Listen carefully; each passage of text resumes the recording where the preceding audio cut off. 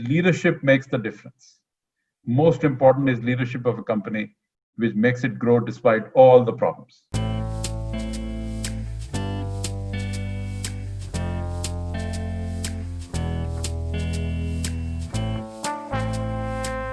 So welcome to the Blue Circle, and thank you all for joining in. It's such a big privilege and a pleasure to reconnect with everyone, our distinguished panelists who are handpicked because of the think input and the rich experience they bring in. So thank you very much. It's a privilege and an honor, sirs, to have you here. And thank you to our distinguished audience for joining in. We've received over 500 registrations, and 90% of whom are CEOs and CXOs from energy, healthcare, real estate, retail, manufacturing, education, EVs, financial services and banking, and leading startups alike. And many of the leaders are repeating visitors. So this is very encouraging for us and motivates us to provide even higher levels of dialogue through the online channels as well. And for those of you who are new with us today, the Blue Circle is an ecosystem to help business leaders manage disruptive times and become future ready. We focus on 5 fundamental sectors, which are energy, e-mobility, real estate and infra, healthcare, and retail. We also present socioeconomic insights, which ultimately determine the evolving complexion of the market. In response to the COVID challenge, the Blue Circle also has accentuated its digital presence. Some of the many modes we employ for engagements are our weekly webinar series and our digital publication. We're also building a handpicked domain-focused expert pool drawn from among our leadership community, from our member base and its associates that will guide businesses during and post-COVID across these 5 sectors for now. In addition to this, and you will be happy to note that we will soon be launching an exclusive digital platform for leaders, which will present them the opportunity of connecting with like-minded leaders such as themselves. It will also house high-quality curated content and meaningful conversations. Those leaders among you who are interested are invited to write to us. We will also be soon reaching out to our first 1,000 leaders for membership as well. So the topic for today's session is growing despite the setbacks. And to discuss this, we are privileged to have with us 2 leading names from the Indian business industry.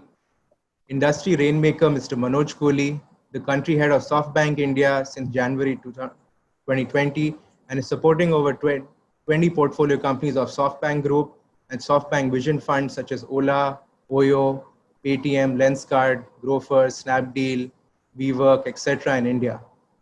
Earlier, since 2015, he was the executive chairman of the SoftBank Energy.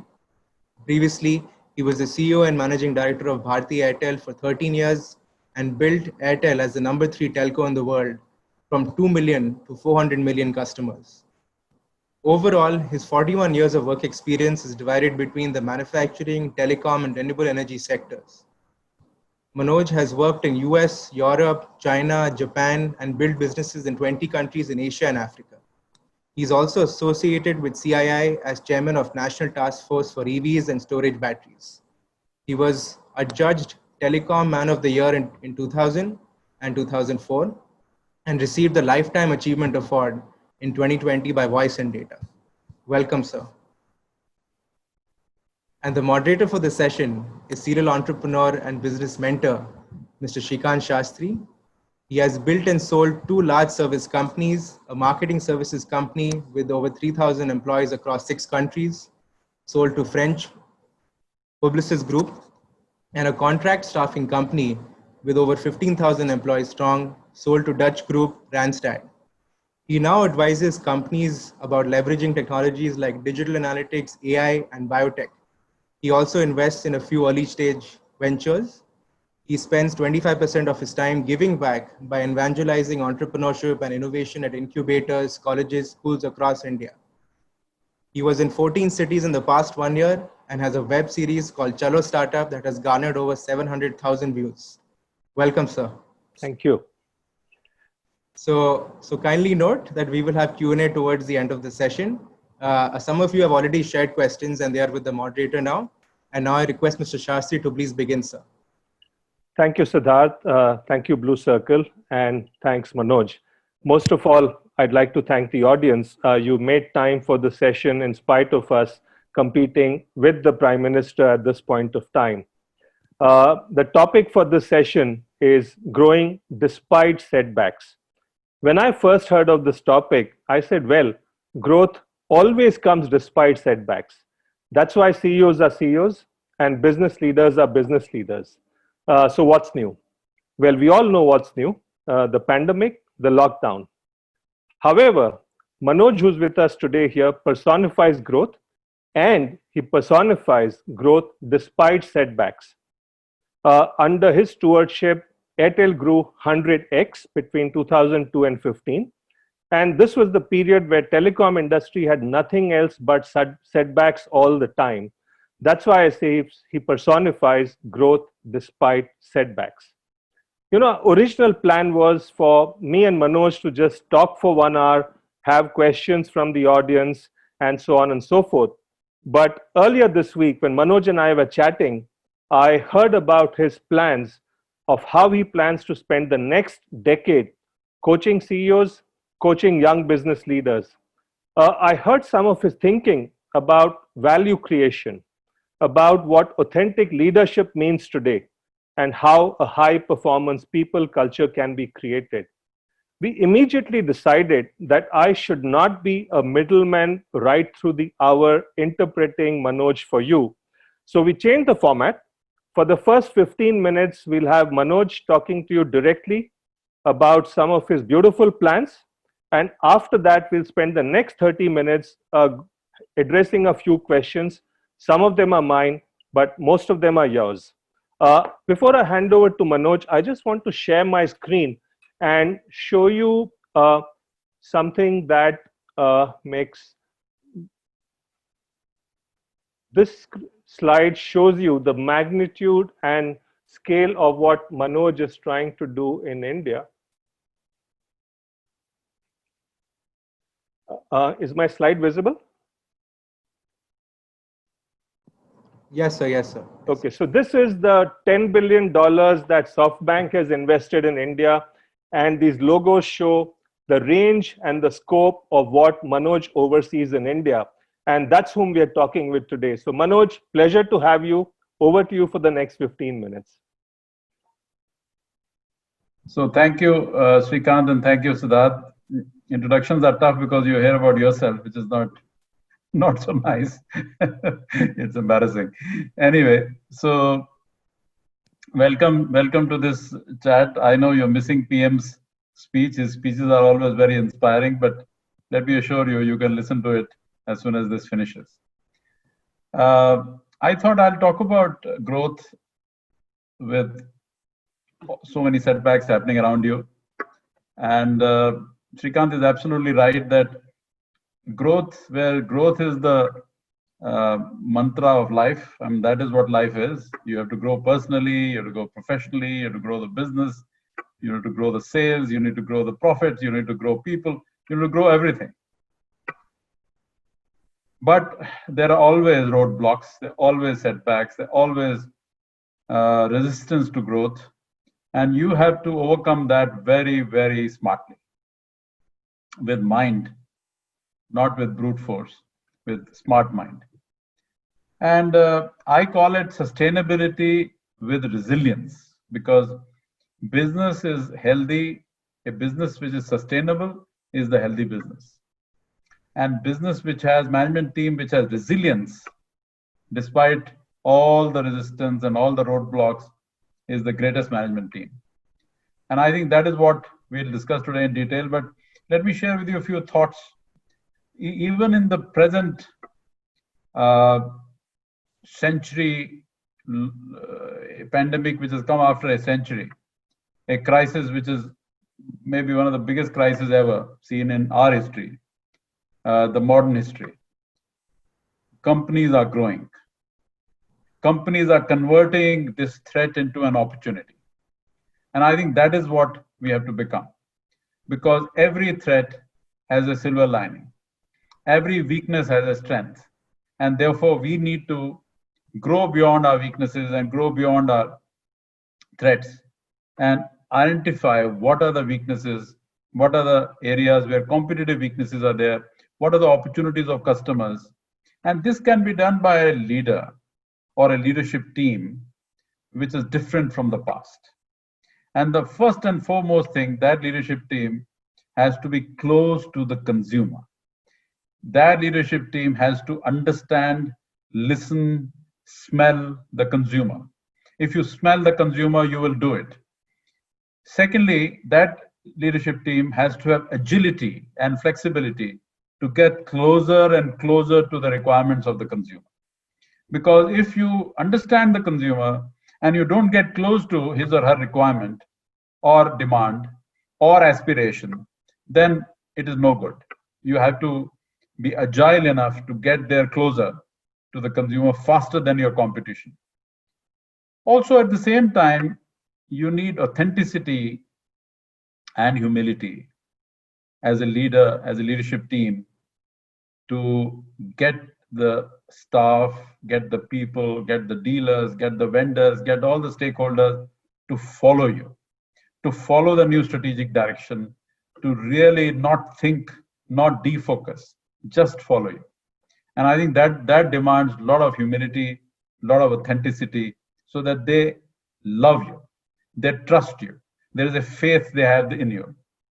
And finally, you should have as a leader a courage to change old mindsets, to throw away obsolete ideas, to throw away trained incapacities in the corporation, which are holding you back, which actually may pull you down, which are slowing you down, so that you really go and change with great speed.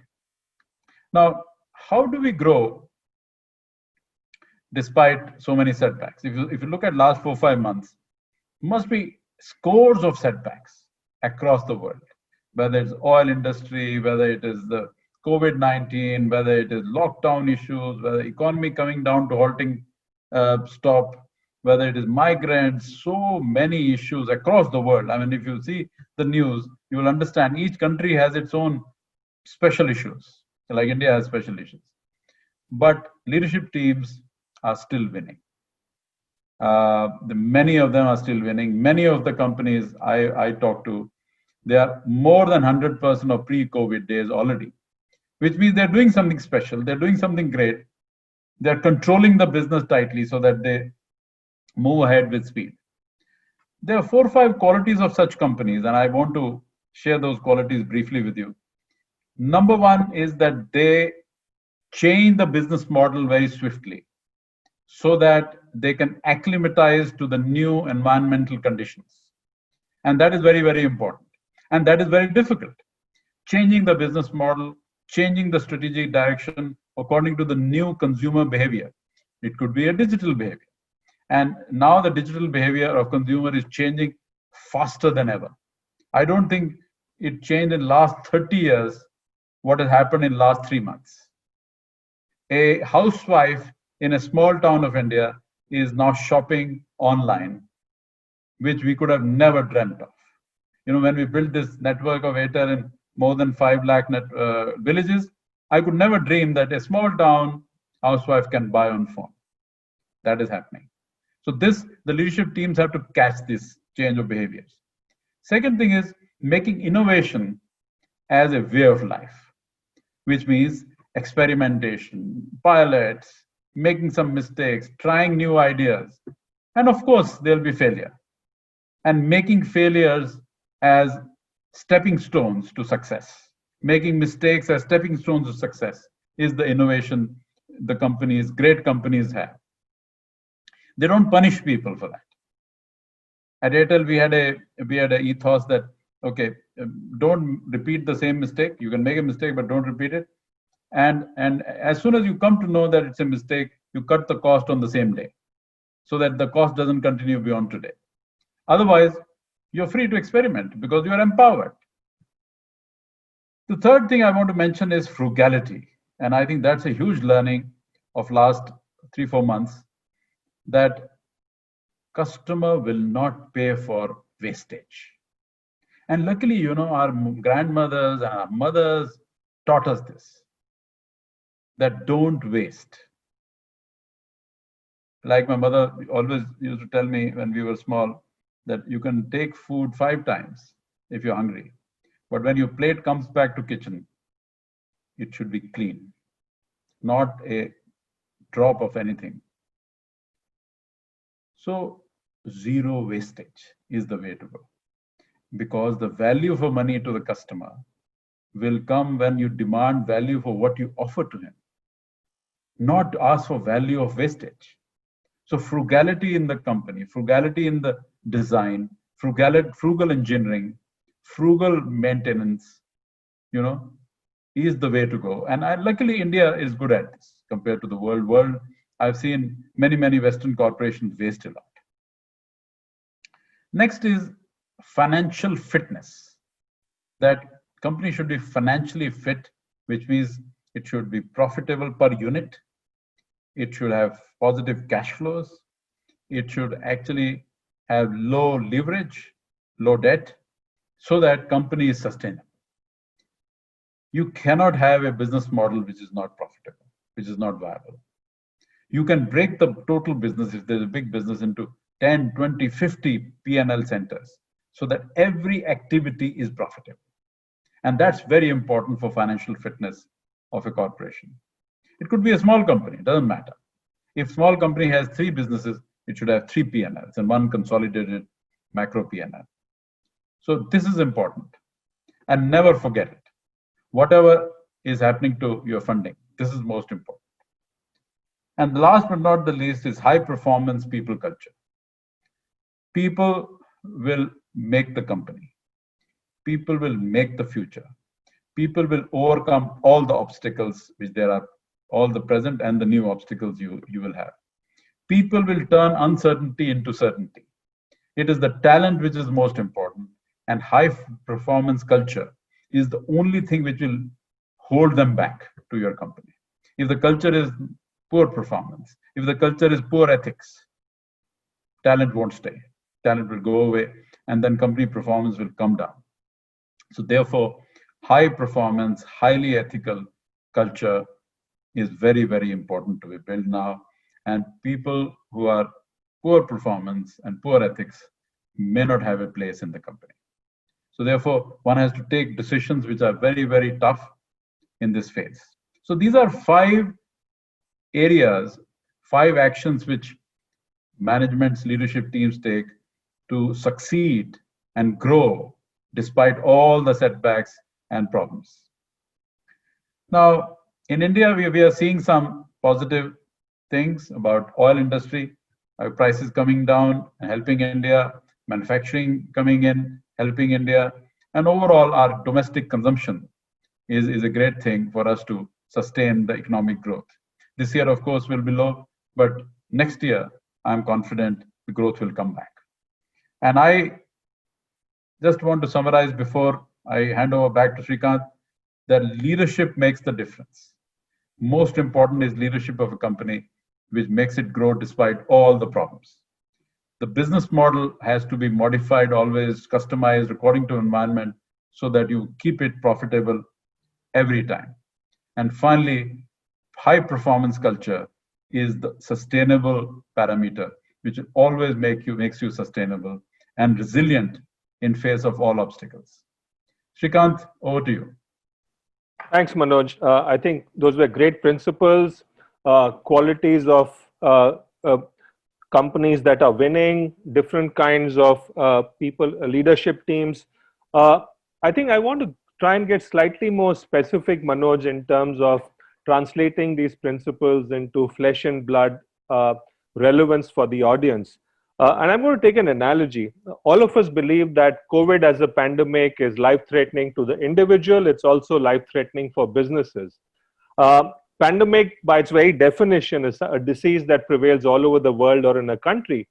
I know that you've been in an industry, telecom, which has been afflicted by all kinds of sicknesses for the last 10, 15 years. You've been through many life-threatening situations at Airtel in the past. Can you take 1 or 2 of those life-threatening situations in your tenure at Airtel and try and tell us how some of these principles you spoke about, leadership, high performance culture, business model, some of these that you put in place, which kind of not just allowed you to survive, but also prosper and to take you to the next level? No, thank you, Srikanth. This is a very important point, and I'll not only talk about Airtel, but generally in many other instances. Starting with the Airtel example, when we were small, I'm talking of year 2000, 2001, 2002, very small company, a loss-making company, really the smallest company in the sector compared to 5, 6 others who are maybe 100 times bigger than us. We had the passion to win. I think that passion to win and clarity of mind on the mission, and these are the two things which carried us at that time. The mission was clear, that we want to be leaders. And the passion to win was across thousands of employees. And there was so much enthusiasm to win every day. So the slogan was win every day. Every day we have to beat the competition. Every day we need to come out as winners. And the day we don't in an X market or Y market, there was a lot of introspection. A lot of introspection. The why did we lose? How did we lose? Let's come back tomorrow morning with gusto. Also, we thought that we'll create, if we as a small company have to win, we need to create a new business model. Because if we don't create a new business model, the existing business model is only meant for large corporations, very large, billions and billions of dollar sized companies who have huge amount of cash flow. We didn't have any of this. So we changed the business model in 2002, 2003, and made it into the first outsourcing, most unique business model, most distinct business model across telecom world, which initially a lot of people said you won't survive because this will fail. But we were confident, we had conviction that it will pass. And it took time, it took 2-3 years, but it passed. So that was a huge conviction of a new business model in an established business in 200 countries. So it was not something new, that it's a new digital business. The next issue was brand. And we felt that this is a consumer business. And if your brand is not admired, you can't win. So Airtel started at kind of zero. And then we grew the brand, we built the brand, we nurtured, we irrigated, we watered the brand every day with so many good things. And got close to the hearts of people of India. And not only people of India, people of 20 countries where we have Airtel today. And made it into a brand which is admired, which is number one in India, which was number one across categories. So there are many categories where brands were there for the last 100 years. I don't want to name the brands because they're great brands, but they're great brands and we could go past them. So that was another big thing we did. Last but not the least, rural markets. You know, there are 650,000 villages in India, and we said we'll get into every village. Now, of course, we haven't been able to get to every village because there are many villages which are either very small, maybe 10 houses, 15 houses, so they're not viable, or they're isolated in some very far away, lonely spot. So, but we are in more than 500,000 or 550,000 villages. So rural demanded a new business model, a new way of thinking, a new way of distribution. At that time, online was not that strong. So therefore, it had to be offline. It had to be towers. There was no power. So 24/7 diesel generators. So many things, new things which we did. And we got into towns which didn't have roads, which didn't have, we didn't have power, we didn't have anything but Airtel. So we had that very strong passion to win. And people love to win. And people are encouraged to win. Even if they don't win, we encourage them again and again and again. So till they win. So that was, I'm sorry if that was... That was fantastic. Win every day. That's a great approach to take because you win or lose every day. At the end of the year's gone. I think this was brilliant, Manoj, because you started off by describing the qualities of companies that are winning. You gave examples from Airtel. The audience is full of companies which are ambitious, CEOs who want to win, but they must be worried.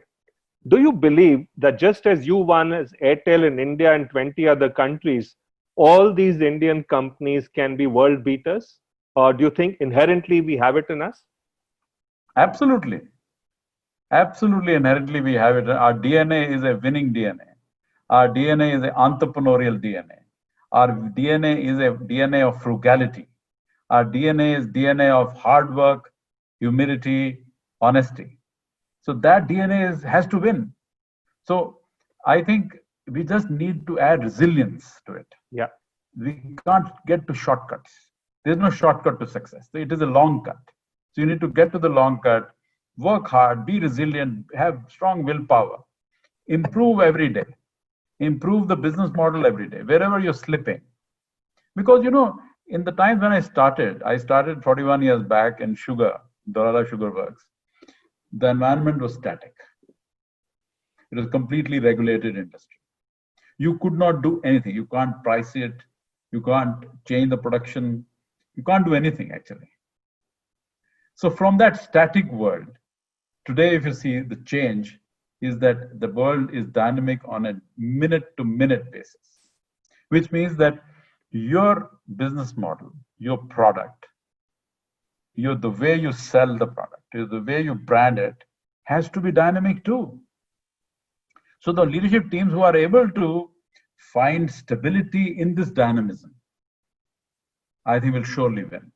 And what is that stability?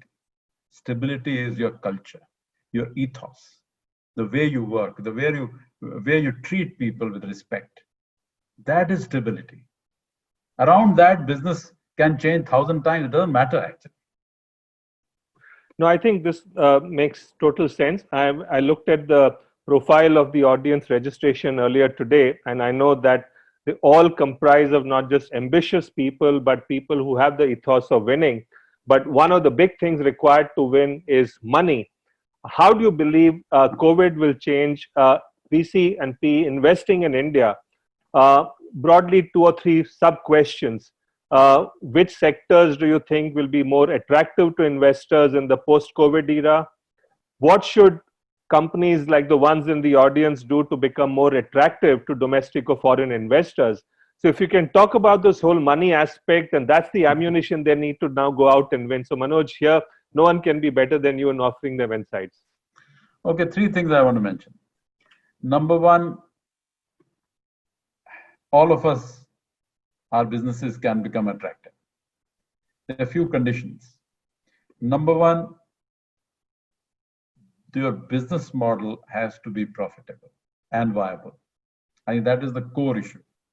If your business model is not profitable, you can bid goodbye. So first and foremost, this is the issue. Number 2, that you need to, as an entrepreneur or the leadership team under the entrepreneur, should have a clear mission and a direction, a long-term strategic direction. That in 5 years we'll do this. You should have a clarity of mission. And number 3, you should have a team which has domain knowledge and expertise in that particular area. Because what is investor saying? He's saying, okay, this model is profitable. These guys know where they're going, and these guys have good competence and skills. So that is what they're looking at. So it's not something, they're not looking at magic, because magic doesn't happen in this world. This is real world. So they look at these 3 big things, and once these 3 big things are green ticks, they say, fine, now we can get down to discussions on investment and the valuation, etc., etc. The second question you asked was about the sectors. Sectors, that's right. Yeah. So sectors there are many sectors. Firstly, all businesses are digitizing. All traditional businesses will digitize. Till now, till 4 or 5 months back, there was a hesitation to digitize. People who are either partially digitizing or digitizing some parts of the business. Now that hesitation has gone out of the window. So now digitization will happen end to end, starting from the vendor of the component, going up to the final customer, and maybe 1-year warranty or whatever.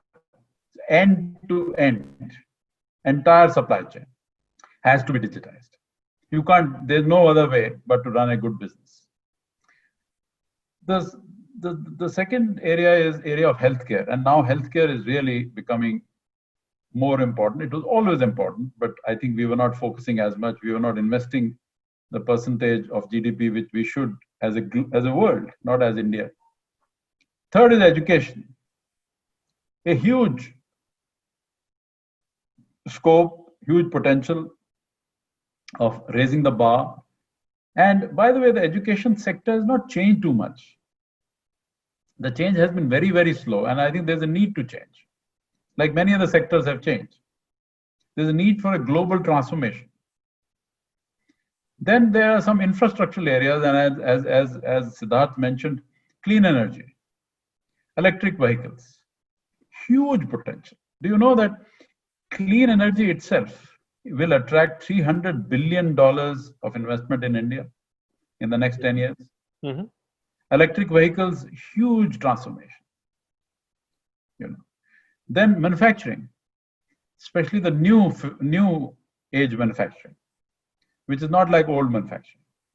And government, fortunately, is doing a lot of incentives for new manufacturing, electronics, medical devices, many other sectors they are encouraging, storage batteries, etc. So I'm saying these are the sectors. There's no end to sector. There's so many sectors which will have huge growth in the next 10 to 20 years. So I think, sorry, please go ahead. Sorry for interrupting. No, I was just saying that you can select wherever an entrepreneur loves a sector, has knowledge of a sector, that is the sector to start with. Right.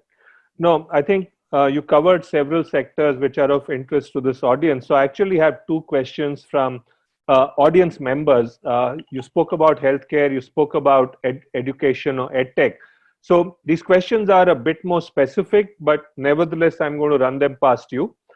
So Dr. Vandana, who's the founder of Mint Leaf Dental, she wants to know, what do you think is the future of private sector health businesses, especially standalone clinics? I know it's a very specific question, but is there an immediate view you can offer her? Because I know she's a very enthusiastic entrepreneur. I know her personally, so I know she will benefit from your answer. Absolutely great future. Because frankly, people don't like to go to large hospitals. Generally, a consumer loves to go to a small or medium-sized clinics where the responsiveness is better and there is a personal touch. Because when you go for treatment, you need some personal touch to build faith and trust on the doctor or on the clinic. So it has a great future. However, the clinics and hospitals are ranging from two extremes.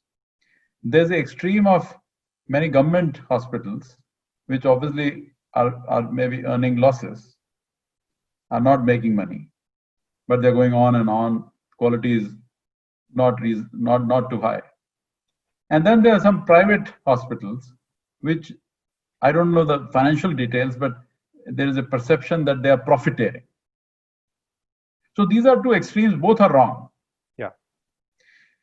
Clinics and such small clinics and hospitals have to earn reasonable return. Let's say 10%, let's say 15%, whatever is reasonable. So that they can invest more in new technology, they can invest more in new equipments, because modern equipments are coming, diagnostics are happening. So they can do that, and then if they maintain great hygiene and good technology, such clinics will do very, very well. Also, there has to be continuity of the doctors, because the faith of patients is linked to continuity of doctors. So I think there is a great business model here. No, I'm sure Dr. Vandana will be glad to hear this because she's been wanting to scale up and grow. This was wonderful feedback for her. You spoke about education. So Rohan Jalan is the founder of an edutech firm called EdForm. Now, because of COVID, he wants to know that in the past, a lot of edutech firms in India have focused on conducting live classes actually. Will that now change to more of remote SaaS kind of offerings because people will want less physical contact? Do you believe that edutech will move in that direction? Absolutely. Education has to be digital. There's no doubt on that. The only thing is that it has to be still be made structured, standard, and exciting. Which means the coursework has to be structured. What does student have to study before the class or after the class? The class itself has to be well structured. There has to be standard coursework. And within that, the teachers or the coaches have to create excitement so that students love it, whether they're nursery students or they're doctoral students, doesn't matter. They should love it. So I feel that I've seen some digital teaching. It's conducted in a boring way. Now, standard teaching, standard coursework doesn't mean boring. You can build a lot of excitement into that, case studies, a lot of stories, so that there is. From my school, I remember all those things like economics, etc., and literature, because the teachers were so good and they taught me with stories, with cases, and I remember all of them. So I feel that the quality of teachers has to enhance, and the teacher training also has to take place, how to conduct a digital class. So three things: well structured in terms of coursework, what to do before and after. The classes have to be standard, and there has to be exciting content. Great. Rohan, I hope you're happy with that answer. I think you got a lot of free advice, which would otherwise have cost you a ton of money or equity. So you got this for free. So you should be sending Manoj a thank you note. Manoj, we've got lots of questions actually on the energy business. I think, and given that you ran SP Energy in the past, I'm going to put out one open-ended question for you. The broad question is, where do you think the renewable energy business in India is headed, and what kind of strategies are likely to work? One of the people who's asked the question is Ajit Gopi, but plenty of other people have asked a question which is a variation of this actually. No, I believe that looking at today's environment and climate change situation, renewable energy is going to be a great business. But at the same time, please remember that it's a tough business.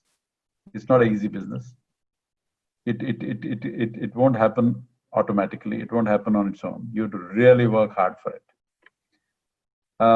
There are 3 or 4 kind of parts of this business: solar, wind, hybrid, and storage battery.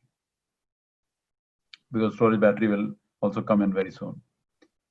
Each of these businesses are great. Solar, India has great sunshine, so you can really get a lot of good energy efficiency, energy generation. Wind, at least in the coastal areas, Gujarat, Tamil Nadu, and some other areas, excellent wind. Now offshore wind is also starting. Third is hybrid, which is wind and solar together. We are actually in SB Energy putting up a hybrid project, very exciting, very good architecture, which is a new type of architecture where both solar and wind are architected together, designed together. And then storage battery. Today the storage battery is a bit expensive, but in the next 3-4 years, it is expected to come down in terms of cost. And if it comes down to affordable levels of India, then I think you can offer a 25/7 round the clock renewable energy at an affordable price. So I feel that Government of India PM has got a target of 450 gigawatt by 2030, and that is a fantastic target. India is close to 90 gigawatt, so there's another more than 350 gigawatt to go. So this is the way, this is the transformation, which is the biggest transformation globally. If you add EV to it, because now cars will run by electricity, not by petrol and diesel, then it becomes a bigger transformation. And frankly, EVs have to run by renewable energy. You can't have EVs running by coal. Yeah, which is wrong, because you made EV for improving the environment. So together, Renewable energy and EV are the biggest single transformation for the next 20 years in the world, as well as in India. Great. I'm going to move away from sector-specific questions. You covered healthcare, education, energy, to some of the questions about building a great company. Sandeep Panda says, how do you convince investors and skeptical executive leaders about your turnaround plan where things are uphill? How do you carry everyone along, investors and your other members of the executive team? First, you have to carry yourself. I mean, others come later. Are you convinced? Do you have the conviction that this turnaround plan you've made is doable, is achievable at the ground? I think that's the most important thing. Yes, it can have a bit of stretch. It can have a 10% stretch. But you should have conviction that somewhere between 90 to 100, I'll achieve it. Once you have conviction, then you need to delineate that conviction on paper, on how, step by step by step. Once you put it articulated on the paper, then you present first to the board and shareholders that this is the way I want to do it. And these are the risks I see, and this is how I'll mitigate the risks.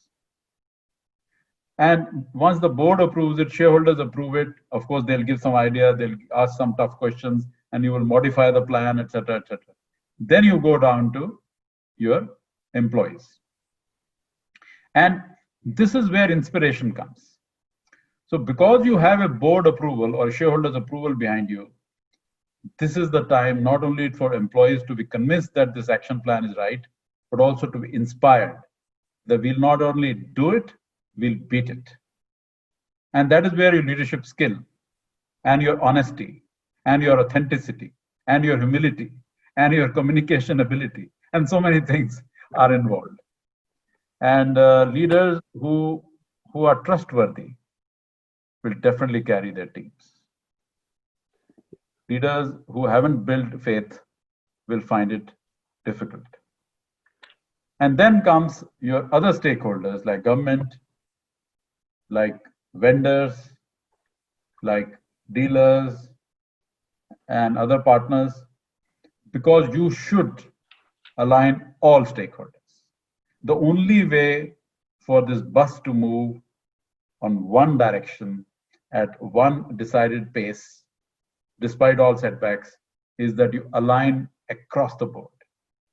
And that should not happen over a longish period. It should happen over weeks, not months, maybe 4 weeks, maybe 2 weeks, maybe 6 weeks, not more than that, each and everyone.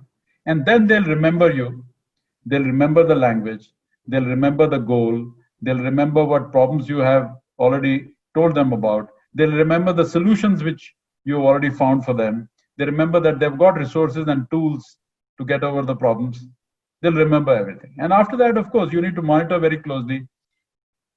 Year into 52 weeks is the way to track. 52 weeks plan. Every week should be green. Every day we should win. So I think that's the way to do it.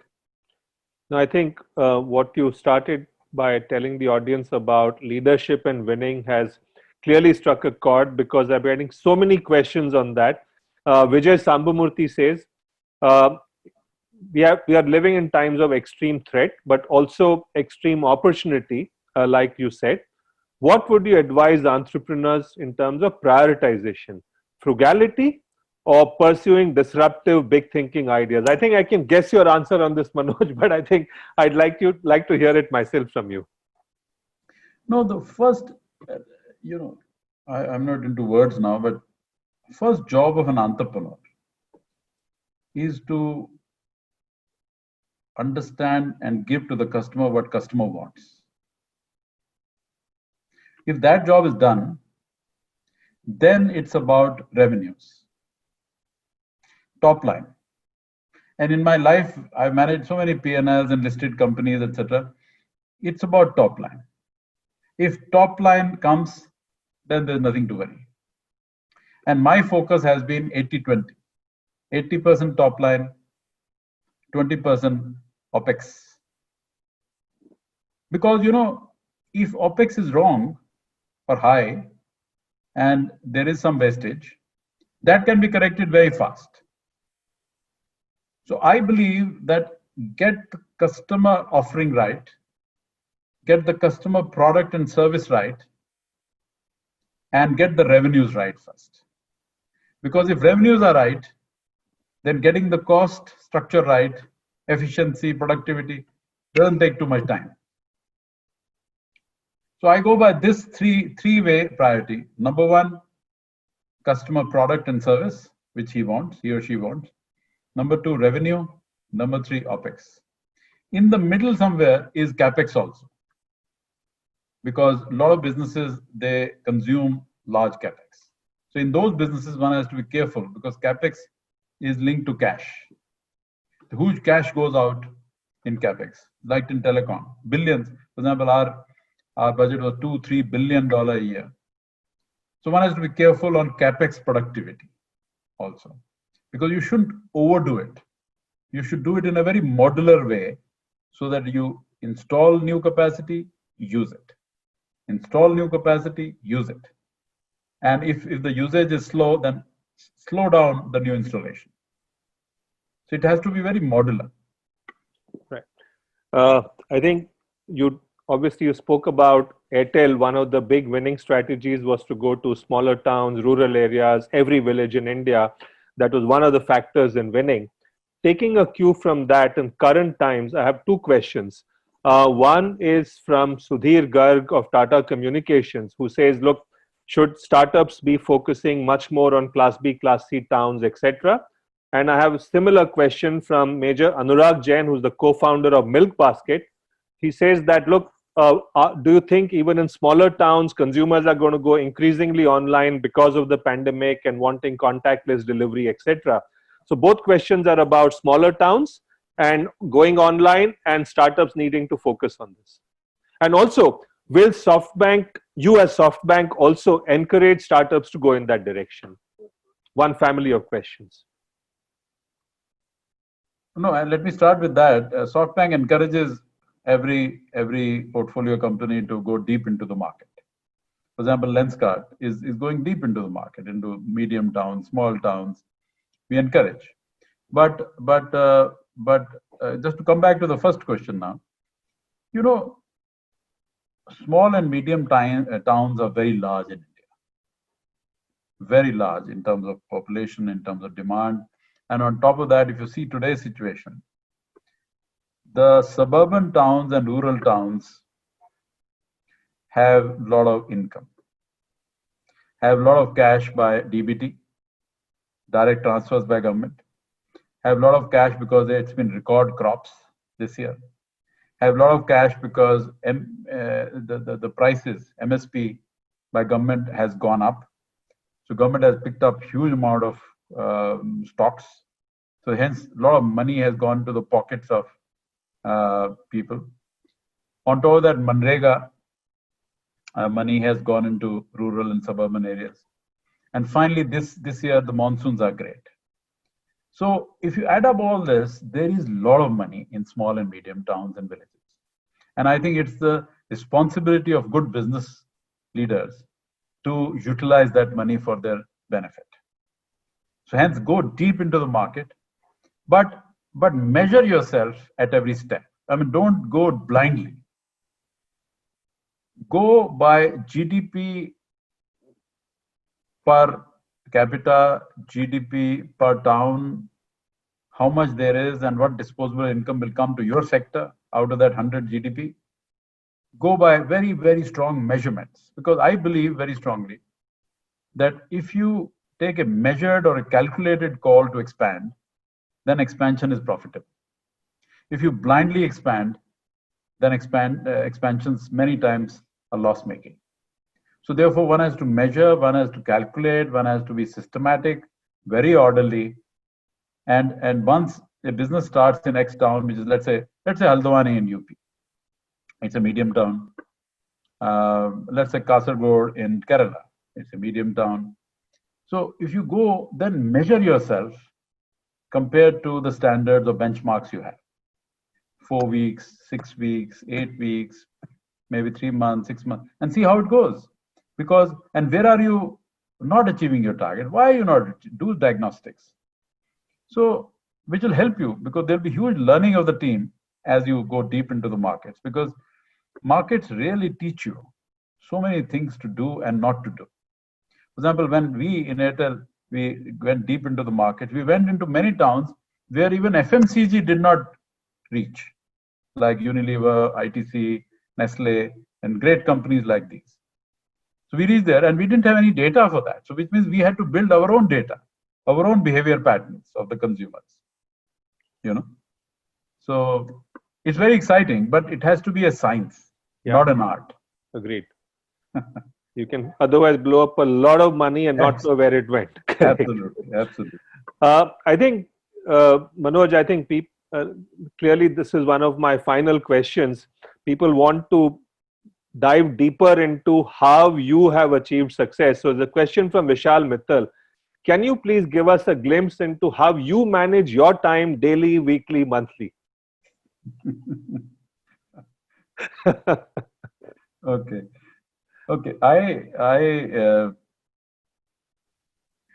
firstly, what I started with was 3 things which my parents taught me, and I'm teaching my children. 3H, which is honesty, hard work, humility. This is the foundation of success. And beyond that, there are 2 more things which are important. One is, as you progress in your career, one is constant learning. Constant learning. There's so much change happening. There's so much you don't know. Now, I've done 41 years and I can tell you there's so much to learn today. Every day I read a lot. Every day I talk to so many people. Every day I see so many programs. I'm learning every day. And also after 50, unlearn obsolete ideas which you may have learned in the first 5 years or first 10 years of your career. Unlearn them. Be brutal about it. Don't hesitate. Don't be emotional. If there are ideas which don't apply in today's environment, unlearn them. Take it out of your mind. Add ideas which are modern, which are tech-oriented ideas. So that's the first thing. Second is balance. Balance for sustainability. Because careers are not in weeks or months or years, they are in decades. And therefore balance professionally, balance in terms of your family time, balance in terms of your health, fitness, high degree of fitness, at least 1 hour of exercise and yoga every day. And balance of being with friends, enjoying life, really laughing, having a positive mindset, positive spirit. So I'm saying that gives you sustainability. And that also gives you resilience, because you will, and I have gone through so many ups and downs. I've gone through successes, but I've also gone through many defeats, many failures. And it's so important that in success, you keep yourself grounded. Don't fly. And in failure, don't get depressed. And tell yourself that this will pass. And tomorrow I'll come back. I have confidence in myself. I have confidence in my family. I have confidence in God. I will come back. So I'm saying it's combination of all these things which I did, and I'm sure each one of us are different. So I'm not saying this will work in every case. You have to find your own methodology to be resilient and long-lasting. I think you made a very valid point about learning after 50 and unlearning after 50. And one of the very interesting books I picked up recently is the 60-year curriculum. So US universities are saying college is no longer 4 years and 5 years. You need to provide an option for people to study from the age of 25 to 85, because they will need to keep learning new things. And that's the reality of the world. But Manoj, I must end by saying you're one of the most successful but most grounded people I've met. I know the audience would have loved it. I personally learned a lot from you. I'm going to, with that, call Siddharth back in. Siddharth, you want to come back in and close this? Absolutely. Thank you very much, sirs. It's been an absolute honor and a privilege. Our leaders and I have taken home so many nuggets from today's conversation. We still wish that we had more of your time, and there is so much more to learn. I'm still receiving positive messages from our leaders, and while many of the questions have been already answered very well, the ones which we have missed out, I may come back to you also and take some of your time for that also. And thank you to our attendees for not only joining us in large numbers, but also staying back in large numbers. Whether you would like to engage with us as our experts on the panel or as learners, you're invited to connect with us for membership as well. We're soon launching our exclusive digital networking platform, and we will soon send out invitations to the first select 1,000 for our focus sectors. So thank you very much, sirs. It's been an absolute privilege and a great learning. Thank you. Thanks, Manoj. Thanks, everyone.